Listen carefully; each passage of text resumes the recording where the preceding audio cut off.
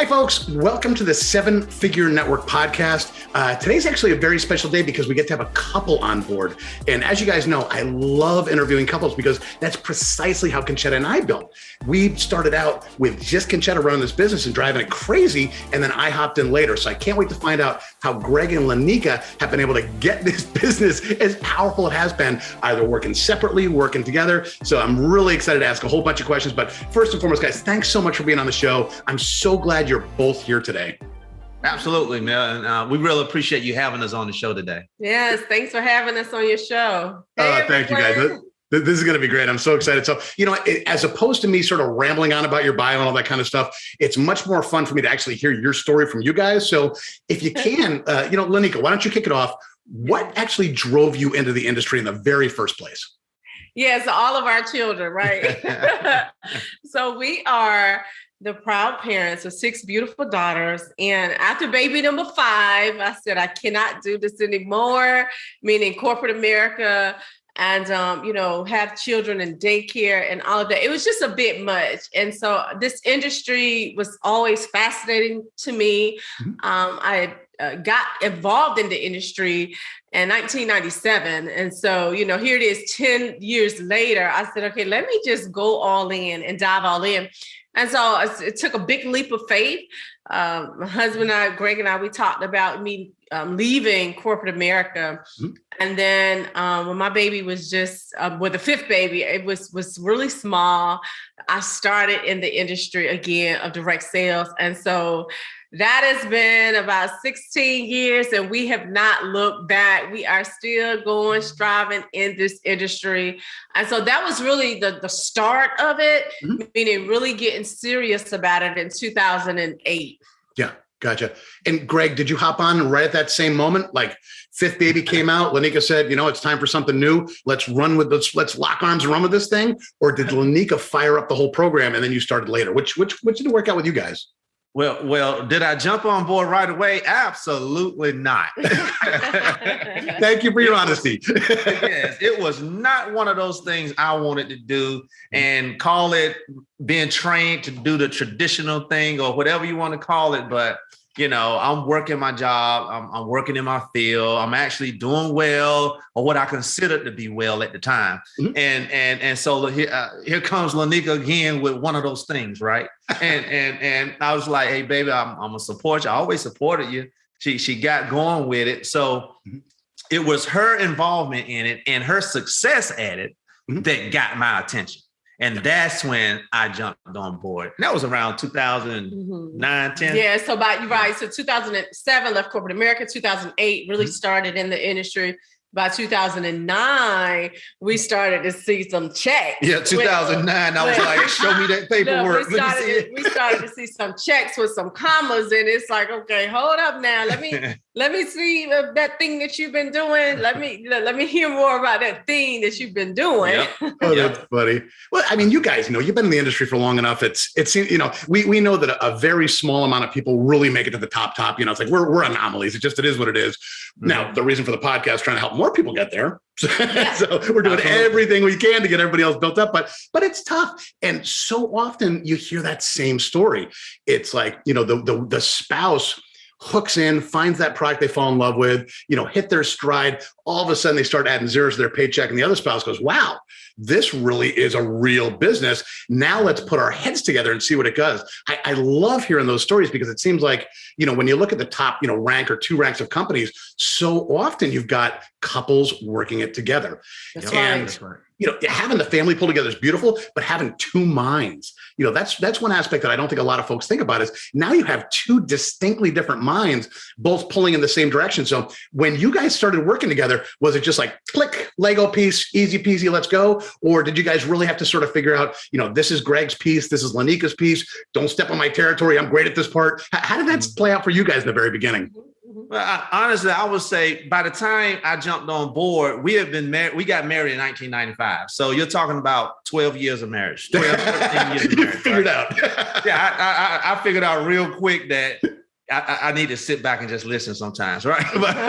But when we got started together in network marketing, it was like, left brain, right brain, and coming together to make one brain. And I got my way of doing things. She got her way of doing things. And we quickly kind of figured out together that, wait a minute, we both bring a set of skills to this table. Right. So let's operate in our lanes right. and complement each other and not sit here and say, my way is the right way. No, my way is the right way. Mm-hmm. So we kind of learned that skill set of working together. And then going back to even corporate America, Lenika and I worked at the same place right before she decided to leave. Yeah. So even at that, it's like God was preparing us to be working together. Like we didn't even realize it. Like we would drive together for an hour. It was an hour commute, hour there, hour back. In that time to the highway time, we'd be talking about dreams and goals and things that we wanted in life. But again, not even realizing that, we were being set up to be comfortable with working together and even in a work environment. And so what Gregg likes to oftentimes say, I'm the recruiter of the team. I'm the one that brings in the people, also keep them in terms of, the nurturing side, the motherly side, the retention side, but then he's the one that get them going up and going training, right? The mechanics. Okay, this is the, 5 steps, 1, 2, 3, 4, 5, right? And so when we also realize and recognize what our individual skills were, we said, let us make sure that we're not getting in each other's way. You flow in your lane and I'm gonna flow in my lane. And it's not that we can't do opposite. So if for some reason he had to step aside, it's not that I can't train. It's just that he shines brighter in that area. The same with recruiters, not that he can't recruit him, but I'm just a natural recruiter. I draw him in and he would train it. And so we realized, okay, this is working for us. This is really, really good. This is how it's gonna be. Then we also began to even share with our leaders to do the same for those that are even working the business as couples. You find your lane and you stay with it because the grace is there. And don't try to overpower your spouse, your significant other, but allow them to shine in their area. And that has really worked so good for both of us, for Gregg and I. Yeah. And I'm sorry, if it's one thing I can add to that, Mel, is because I don't want people to get a false picture. It's not perfect, but we honor and respect each other's talents and gifts. So even in that, you find your groove, and that's how you move. You move in that groove. It's not a perfect science. Man, I think you just explained marriage and entrepreneurship in the same sentence. You know what I'm saying? You find your groove, you figure out how that groove affects your spouse, and you just hope those grooves stay like this instead of like that. Right. Exactly. And that's why folks like us stay married so long, because we figure out our groove, we figure out how to correspond to each other. So, Lenika, you said a word that really jumped out on me, and that's you do the mothering end. That part is so powerful. And folks don't realize that, you can be a hard charger. You can be that kind of person that's an enrollment machine, if you will, yet still have that still maternal feel. And you don't have to have kids to have it. It's like a lot of folks say, oh, I'm not a mother, so you're putting me out of it. Having kids has nothing to do with it.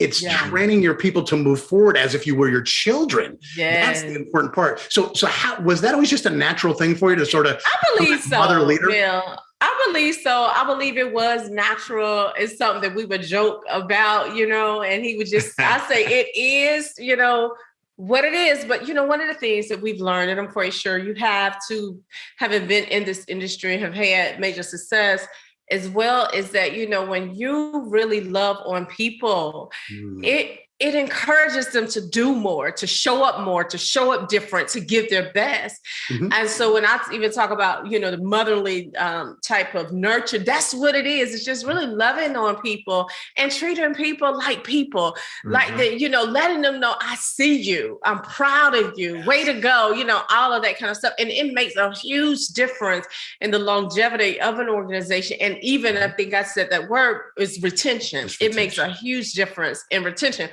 And so even, when we go to meetings and so forth, people will come up to you. They'll even share, the thing that you said, this day and time, and you're like, wow, and it resonates. And even if you forgot that you said that to them, but it is something that they hold true. And there are times when the words that we even share out of our mouth, people hold on to those, and it keeps them, even during dark seasons, because the reality is, we're building this business with, network marketing, multi-level marketing, but people go through things, right? And so we all need someone to love us, right? Even during those times. And we may not even realize that they may be going through. It's very important. It is so important. That's such a good point. It's something. I love interviewing guys like you, because it's like you say things and they just trigger a thought in my mind. Something that you mentioned about the support system and being a woman, a motherly role model. One thing that I found, and again, we've been in this industry for so long, I found so often that women, when they're growing up, and this is actually the remote opposite of being sexist, women, when they're opened up, growing up, often aren't supported to become entrepreneurs. Wow. Men are often, go out and do big things, become a CEO, start your own business. Women, even now, which is just insane to me in the 21st century, that women still aren't driven to succeed on a business end as little girls. Thank goodness math and science are starting to catch up a little bit, but business still isn't. So when they've got somebody like you rallying the troops, how does that make you feel? I mean, again, this is not a question I plan on telling you, asking, but what does that feel like in your heart when you've taken a woman who may have never even had a job, let alone a career, and now she's able to pay a new bill, bring her kids to what does that do for you? I want to hear your. It is such a good feeling. Someone on our team, she's been a part of our teams for years. She hasn't hit a major rank, but she has been consistent. Today, she put up a post, and she's pretty much shared her start date. And I remember even down to the actual date it was. And I said, it was on a Sunday. And I know that now I haven't gone back to the post to look at it, but this was like 8 years ago. So I remember I'm not saying that I remember the exact date that everybody joins, right? But I remember it being a Sunday. I remember who we brought into the business. One in particular have generated over 5 million, almost 6 million that they started. But for this particular mom, who's a stay-at-home mom who has her boys and she's doing this business, she's been able to remodel kitchen. She's been able to even help other moms on her team to pay off debt, credit card debt, get furniture. So when I saw that post, not only was I seeing it for what it was when she said, wow, this was the date that I started the business. And I said, it was a Sunday. I was also remembering all of the other people that she too has helped, even lose weight, regain their health back, all of the powerful testimonies. It's like it went back. So it is such a great feeling. And you know what is one word that I would say? And that word is rewarding. It is so rewarding. If that doesn't bring a tear to your eye, you're made out of concrete. You are not human. If posts like that, knowing the ripple effect of all the folks you've helped. So we've kind of been building up to this next question the whole time. So I got to ask, what is your key to retention? I know that retention is a massively important aspect to your business. And of course, it's just part of the industry. We all know that retention is the only way to really get to the top, but I know you guys really take retention to the heart and you take it to a next level. So we do. Yeah. So it's what I've pretty much said in a nutshell over the last few minutes, but it's really showing people that you care and that you do have a vested interest in them and that you don't see people as dollar signs, but you really see people as they are. And then you take an interest in them, even not only just them, their families, their personal goals. One thing that Gregg and I would share with so many on our team is like, what's your vision for your family? Like, what is it that and then a lot of times people are like, wow, they want to know that. Yes, we do, because this industry is way more about than just getting a check. It is really about people. Yeah, and even one thing I could add to that, and this complements even what Lenika said. It's a quote that we use a lot. People don't care how much you know until they know how much you care. Maya Angelou. And when we get people on our team and we start creating that nurturing atmosphere, it comes from a genuine place. It's an authentic thing. Right. We've been in this industry a long time. And this is, I'm not knocking anybody, but I've seen some people even try to try to copy or duplicate that, but it's not from a genuine place, you know, and so it doesn't work for them. Right. And one of the biggest misconceptions, and this is for me, in my opinion, out here in this industry, is people think I've got to go out and enroll everybody in the world, you know, but you can't effectively do that and create a team that's going to retain itself. You know, you've got to allow room for others to grow. Even if you didn't directly bring them in, I don't care if they are 100 levels down, they still got to have that room to grow and understand even some of these concepts and principles that we're even talking about right here on today. Things like checking on them, even outside of, okay, you ranking this week, let me see how much volume you bringing into the organization. No, you know, if you feel like that you like, I liken it to, you know, when they drop in my spirit, they drop on my heart, they come onto my mind. Okay, let me see how they're doing. How are your family doing? If I see that their family maybe, or their daughters or their kids may be starting their own business, how can I support them? You understand? So it's so much greater. We had an experience with one of our leaders, and this was recently due to COVID. She'd lost her sister due to COVID.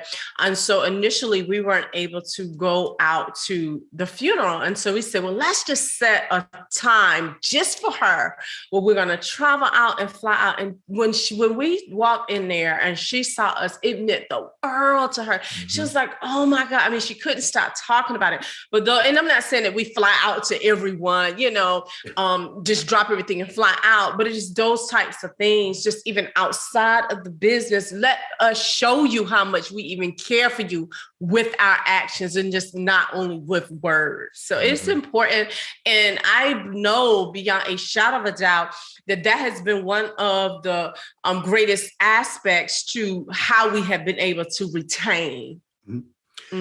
Sadly enough, I guarantee that there's people out there listening right now that only hear from their upline the last day of the month. That to me is one of the greatest crimes of this industry, is taking on the mantle of responsibility that you're going to change somebody's life and then only caring about them when the numbers come into place. You know, the exact opposite of the story you guys just told. And that's where your success is coming from. You know, people wonder, oh, why am I stuck at, you know, silver? Why am I stuck at, you know, pick your whatever rank you're in? Because you don't care enough. Because you just don't care. You cared enough to sell them something. You cared enough to give them about that much instruction. And then you cared enough waiting to see if they're going to make you money. And that, to me, that's just repugnant. That's exactly the opposite of what we're doing here. Yeah, we always joke, you know, it's like, we're not trying to force you to be a 7-figure earner. We just want you to surround yourself with a 7-figure network. We want to surround yourself with the people that make that possible. You don't have to, you can make $100 a month in this game if you want, or you can make $1 million a month. But if you surround yourself with those right people, then it's your choice. So, you know, we talked about, you know, how to keep folks. Now let's talk about the opposite side of the coin. How did you guys, what was your growth method over these last couple of years? Because I mean, you guys know as well as I do, you know, some folks did this, some folks did that, a lot of folks did this. And even though it was an amazing time, and if you were, you know, if you had your systems in place, you probably did go do crazy. I want to know, what did you guys do over these last couple of years to get through, you know, lockdown and, you know, the paranoia and the politics and all the other madness that we don't want to talk about. We don't want to talk about it. Right. But how did, you know, what was your, you know, quote unquote secret to keep you guys moving in the right direction over these last couple of years? Well, you know, one of the things that we even saw back in 2020 when the pandemic was fresh is that this industry became one of those key things that a lot of people tapped into because it's a home-based business. So a lot of people couldn't go to that traditional job. So explosion came from that route, but that was due to outside circumstances. So now that explosion is in place, what's happening with all of those people that turn to this industry as a life preserver, right? So even when the people come into whatever company it may be, then you've got to create that atmosphere where they feel like they belong. They don't, some people came in based on desperation or different types of things like that. Some people just came in for a moment and then they left. But those who came in really seeking a home-based business, really seeking a way to grow and earn extra income for their family, we had to make sure that they felt a part of what was going on. We created different trainings. We created team events. I remember we did a whole awards event, international awards event, using video conferencing platform to do that, right? Mm-hmm. So, and it turned out real nice, and I think, what was we about 4 hours? Yes, it was 4 hours that day. It was nice. And everybody stayed engaged, right? That's amazing. Yep. Yeah. So it was those types of things that we did even throughout the pandemic. Yep. But I will even go just a step further, then I'll be quiet and give it to Lenika. But just to go one step further, before the pandemic, the who we were, how we moved, the team that we built, the way that we love, those different things, even in the midst of the pandemic, kept people engaged because they knew that we cared what happened to them. Mm-hmm. Another thing that we did that I know really helped us was we also had a team app. So we purchased a team app, we invested in it for the team so that they can get new customers, new clients, and then also new leads. So that was one of the things that was also beneficial to us. And then we had leadership calls. So we would break them up, where we would connect with our leaders, find out their goals, find out that we was doing, and then they would do the same thing and follow suit. So that was another thing that we did. But we did a lot of connecting by way of the video, and then these phones during a pandemic. So smart to use technology to your advantage like that. It's, you guys, again, I mean, I'm not trying to butter your bread here, but, you guys really do a lot of things to separate yourselves from a lot of other folks. And that use of technology, the fact you invested in your future and the future of your team, because that wasn't just you investing in, okay, I want to hit my top rank and I want to stay there. That's you realizing, if my team has that, even Mary Lou, who's 150 levels down, is going to get something out of it. Because I mean, you guys know, with a piece of technology, if they just get one enrollment a month, that technology is gold. That's it. We talk about this all the time. I mean, you guys know that, we concentrated on health professionals. So for us, the technology kind of worked a little bit easier. We only worked with doctors and health professionals. We didn't work with as many normal folks. Right. That's why we had to have technology, because you just can't get health professionals all walking lockstep without technology. You guys took that and took it a step further and got the whole team doing it. I love it. Love it, love it, love it. You guys know I got girls. You got a pack of girls. What has been so we've both walked that road. Mine are older and gone now, but you still have a house full. How are you guys balancing booming this company up? I mean, I know you guys just really pushing hard right now. How are you balancing out and not feeling like your girls are losing time with you guys? Mm-hmm. I called it controlled chaos. So even for us, it was about having those conversations with our girls, making sure they understood. And I think one of the things that sometimes is missed is not the quantity, but it's the quality of the time that you spend. Amen. So even when we were able to, because we were busy, I don't want nobody to get it twisted, but we were real busy. But the times that we were home with the girls, we were home with the girls. Yes. We made sure they had their needs met. They had everything that they needed. Yeah. Most of the things they wanted. Of course, you can't give them everything, right? And making sure that they were well taken care of and the different things that they needed was there. So we made sure that was there. And then the quality of the time that we spent to them. One thing that I will say about my wife is she is an excellent cook. Not because she's a female, just who she is. She's an excellent cook. Yeah, I love cooking. So one of the rules of the house is when we sit down to eat dinner, we sit down and eat dinner as a family. Yeah. At the table. Yes. Not you over there and you over there, but we are together. Yeah. So even that created quality time. Yeah. And then communication, we found that communication was so key. And then also important into us building, and then even including them in the process. I remember even when we had first initially got going, and then we were traveling, and then we were like, okay, let us just take the girls with us on some of the trips. And so they would just spark up, their faces would spark up. And then, they would even like, some of the compliments that the team would give them. Team members would be going up to them. Oh, these are Gregg and Lenika girls, how you doing? And that would also help. But we had to have times of conversation with them where we would be talking to them about the sacrifices that daddy and mommy was made. And they would be able to understand. And then they would also start to ask questions about the business. And so I'm not saying that it's been all a bed of roses, but we have really been able to to be able to navigate through it so that they can be included, they can feel a part, but they just don't feel like we're just missing from their lives because we're here building a business. And you know, Mel, I'm gonna share this little story, and it's gonna tie right into what we were just talking about. Our oldest daughter, and Lenika will really remember this when I start talking about it.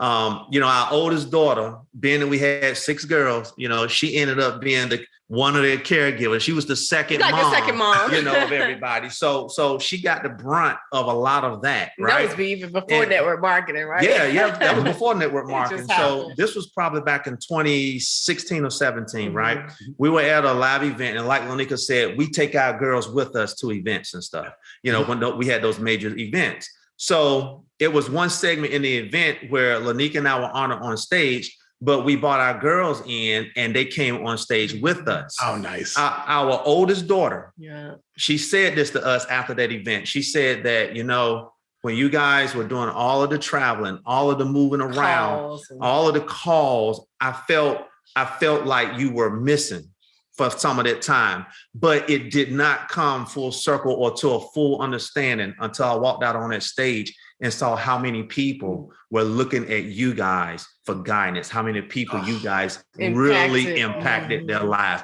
Our oldest daughter said that to us. Yeah, and it was actually 2015, the summer of 2015. I'll never forget that. I thought about that story too when you begin to ask the question.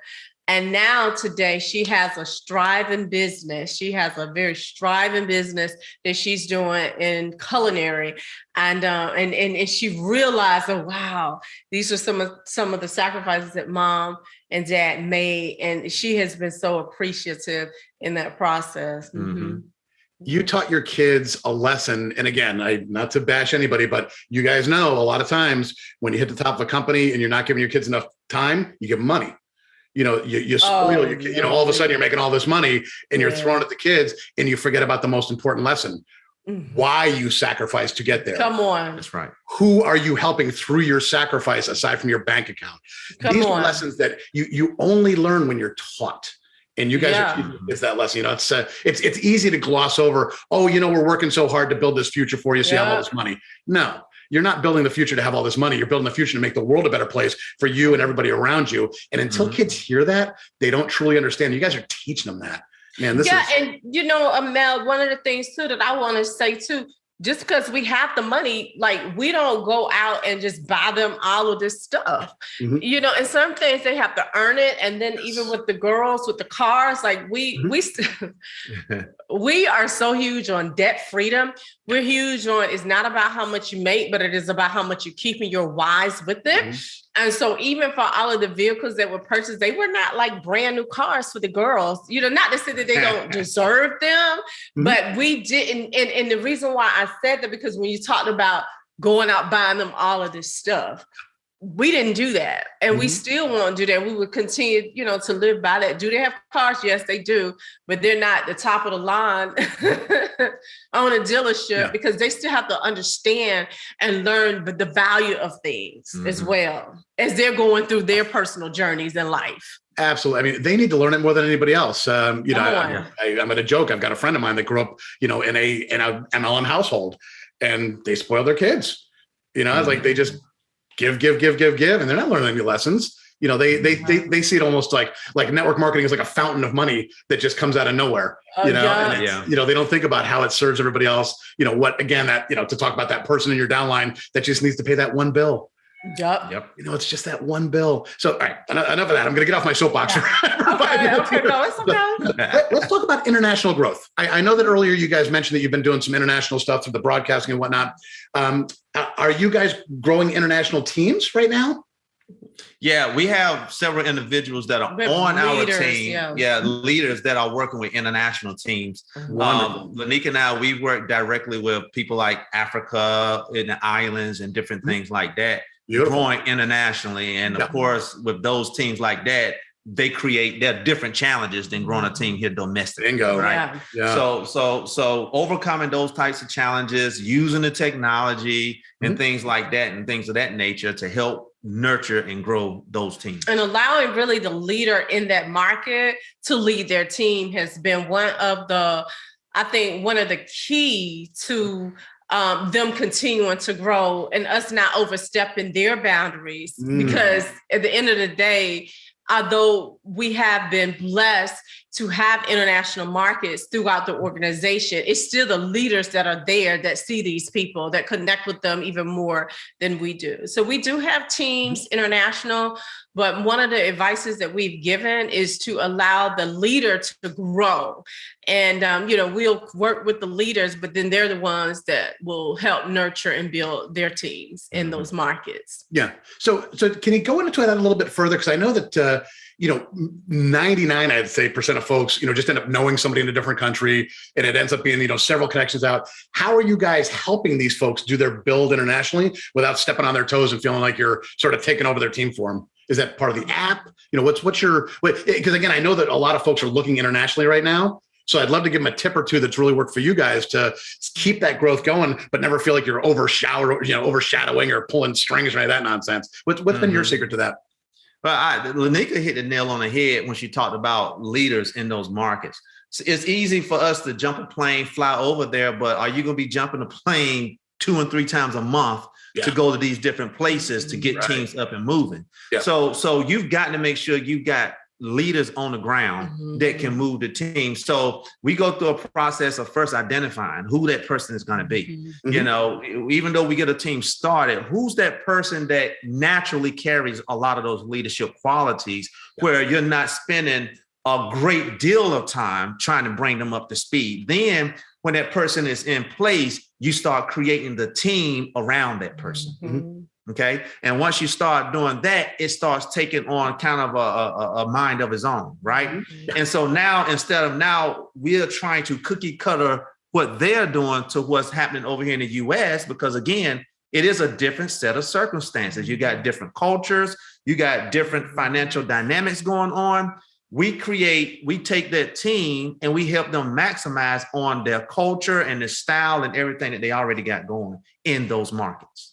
Yeah, gotcha. And really, in essence, it's like you really have to give them the permission to lead. Yeah. So you're there for them, the team, who you are. That's big. But really, with those main leaders that are in front of them, that they are respecting, you have to give them the permission to lead and grow that market.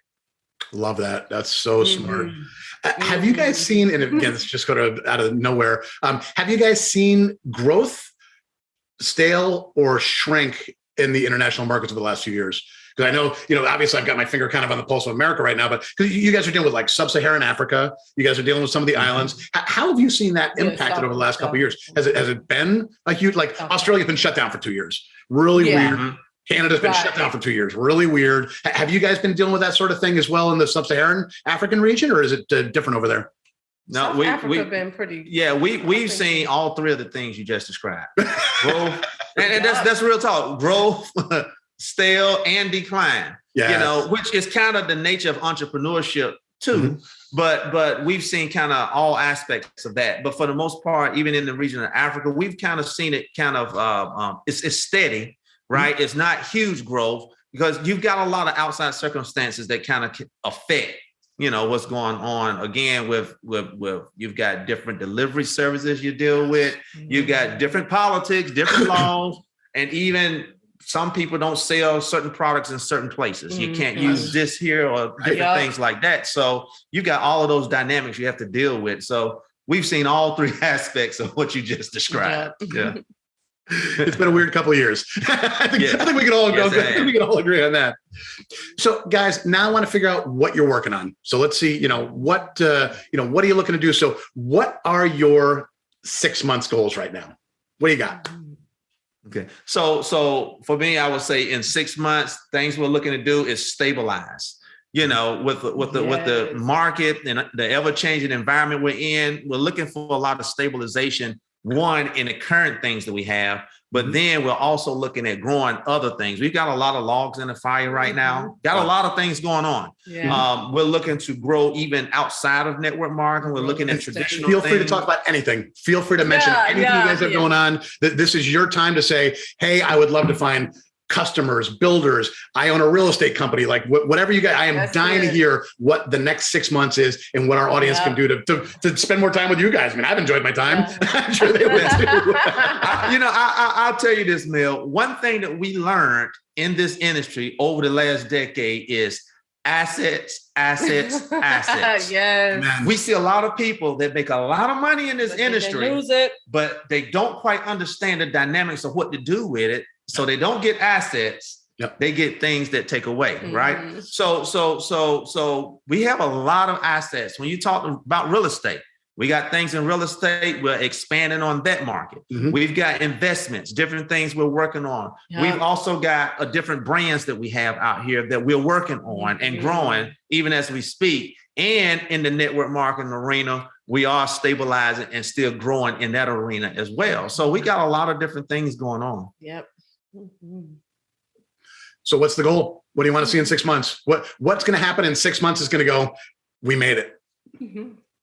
What's going to happen in 6 months is those investments going to turn around. I got a second question after this. Don't you worry. I just want the 6 months now.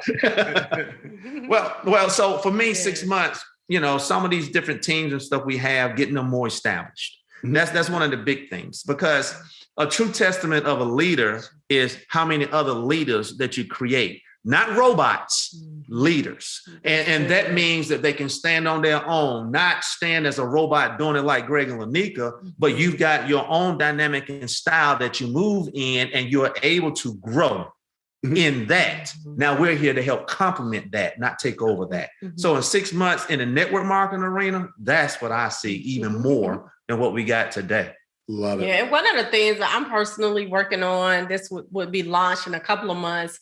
So it's kind of taking some time just to get a little quiet to release my third book. So I'm really excited about that. Yeah, it's called Supernatural Wealth. And so just really teaching from a biblical standpoint about wealth, prosperity, and abundance, money, sharing a lot of our personal testimonies and, how God has even blessed us with the finances and how we have been able to also help give back. So that's one of the things that I personally have that will be happening within the next few months. And so I'm really excited about that. Like a book is a lot. A book is like birthing a baby, okay? Oh, yeah. You are absolutely right. I've never had a baby before, but it certainly feels like that when you're in the book. I get it. We'll definitely put the URL in the show notes. I know it's not quite out yet, but I want to make sure that's out there so folks can get it as soon as it comes off. No, I'm so happy to have you guys here. Okay, so now I'm going to make the question even harder. 6-year goal. What is your 6-year goal? I would say. So, I will say this one thing. That's good. And That's good. Our daughters, you said a statement earlier, is teaching our daughters entrepreneurship. And that's one thing that Lenika and I have done. She's talked about our oldest daughter and her bakery, and it is successful. I mean, it is growing. She's already hired people and everything in that. And then our other daughters. We've got a daughter that's into the modeling arena, and she's building some things in that arena. Yeah. We've got a daughter that's coming out with her own line of different essential oils and different things like that. Yeah. So entrepreneurship is big. So from that side of it, in 6 years from now, I see our kids being very successful in their own entrepreneurship adventure. Okay. Yeah, and that's exactly what my mind went to when you asked more so of a long-term goal. It's really seeing them thriving in their own businesses and in life and the things they want to do. And us, not giving them everything, but allowing them to even make, their own decisions, make even their own mistakes. But when you talk about long-term, that's exactly where we are in terms of our hearts and our minds want to see. One of our biggest dreams and visions is all around legacy. Yeah. Lenika talked about families defining visions for their life. One thing that we've always talked about is we will leave an inheritance and not a bill. Right. And that's something that we live on. We don't just say it because it sounds good, right? That's something we live by. And a good man leaves an inheritance for at least 3 generations. And so we're building that. Yep. And that's our goal. And I'm not trying to get on soapbox here and get preachy about it, but it helps create purpose. right? Good. When you define those things, it creates purpose. And now when you have purpose, it creates those boundaries that you travel in, those boundaries that you operate in. And being that our purpose is legacy, then we have no choice but to teach our kids entrepreneurship. Yes. You've got to get out here and you've got to learn entrepreneurship, because that is how you will leave an inheritance for your grandkids. That's it. Our great grandkids, right? It. And now you create that reciprocate and move throughout generations. Mm-hmm. I love that you said we have no choice. Those words are so powerful when it comes to teaching your kids right and wrong. And I don't just mean from the biblical standpoint. I mean, trying to drive your life better, trying to be an entrepreneur. And I'm not saying that anybody who isn't an entrepreneur is doing the wrong thing, but having that spark to change the world, living with a life of legacy already pre-programmed into them. You guys have done more for your family than you've done for the network marketing industry, in my humble opinion. You guys are doing so much more for the world by teaching your kids to do this. Yeah. And one nice thing that comes to mind with you guys is because you've had, you've struggled through the whole corporate America thing. You've dealt with the whole, I don't like my job. I don't like my commute. I don't like anything. A lot of kids, when they make that leap, they don't feel like they have any sort of safety net because their parents never did it. Their parents just lived that Monday, I hate to be rude, but that mundane 9-to-5 lifestyle. So they're incredibly afraid to become entrepreneurs because they don't feel like there's a safety net. They've seen you guys jump because you knew in your hearts and in your mind, you were your own safety net. Yeah, that's it. Sadly, kids just don't have that program into themselves often enough, in my opinion. Yeah. No, that's right. So guys, thanks so much for hopping on. Again, it was so great to have you both here. Not that I didn't want to talk to one of the two of you, but it was just I love the way that you guys play off each other. I love the fact that you've worked together for so long. You really understand what your answers mean to questions. And a lot of times people just sort of wait for their chance to speak. You guys don't do that. You listen and you want to deliver that proper message, and you both do the same thing. That's a real gift. So, and anybody that's on your team is blessed to be there. And I wish you guys nothing but success. I know that these next 6 months, we want to really solidify. So, folks, if there's anybody that's looking to hump into a new company or just love the way that Gregg and Lenika sounded, contact them. Guys, I'm obviously going to have your contact information in the show notes. What's the best way to contact? If somebody doesn't read the notes and they're just listening to the recording, what's the best way for them to contact you today? Yeah, I'm probably my website, lenikascott.com, and there's a contact form right on there. We have a website together, but I think my website get a little bit more traffic than the ones that we have together. So lenikascott.com, and then there's a contact me section. Beautiful. And again, that'll be in the show notes too, but just in case somebody's listening and they can't see the notes, I want to make sure they can contact you. Gregg and Lenika Scott, thank you so much for being on the 7-Figure Network podcast. This was just great. This is the perfect way for me to start my day. I'm hoping it's the perfect way for everybody else. So guys, thanks again for being on. I really appreciate it. This was super fun for me. Yeah, thanks so much for having us. Thank you so much, man. We appreciate it. Much success. Thank you. I appreciate that too.